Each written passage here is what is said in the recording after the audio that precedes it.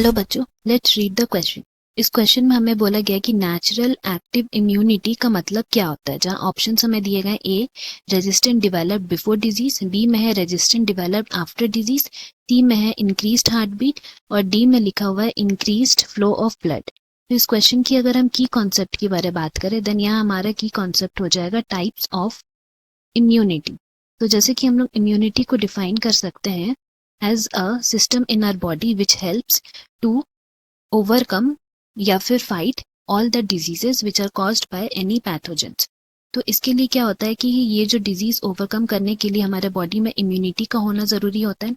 Now अगर हम लोग इम्यूनिटी की टाइप्स की बात करें तो बेसिकली सबसे पहले हम लोग इसको टू बेसिक टाइप्स में डिवाइड करते हैं, दैट इज एडेप्टिव इम्यूनिटी और innate immunity. Innate immunity basically natural type का इम्यूनिटी एंड एडेप्टिव जो हम लोग वैक्सीनेशन के थ्रू लेते हैं वो सब। नाउ एडेप्टिव इम्यूनिटी जो है उसको सब पार्ट में हम लोग और टू फर्दर पार्ट्स में डिवाइड करते हैं। कौन कौन से हैं? That is active adaptive immunity और passive adaptive immunity. And further हम लोग बोल सकते हैं कि ये जो एक्टिव और पैसिव एडेप्टिव इम्यूनिटी है इसको हम लोग और दो पार्ट्स में डिवाइड करते हैं विच आर नेचुरल और दूसरा जो हमारा टाइप है that is known as induced. ये जो हमारा होगा सेकेंड वाला इंड्यूस्ड होगा।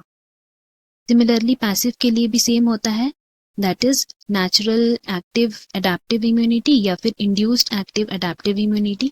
एंड पैसिव के लिए भी हमारा टू पार्ट्स में हो जाएगा। कौन कौन से टू पार्ट्स हो जाएगा? एक नेचुरल और दूसरा इंड्यूस्ड। वेराज अगर हम लोग इन्नेट की बात करें तो इन्नेट क्योंकि ये नेचुरल प्रोसेस है तो इसमें जो हमें मिलते हैं इसके सब पार्ट्स दे आर इधर जो इम्यूनिटी हम लोग को मिलता है फ्रॉम स्किन या फिर म्यूकस या फिर फैगोसाइट्स या फिर हमारा इन्फ्लामेशन।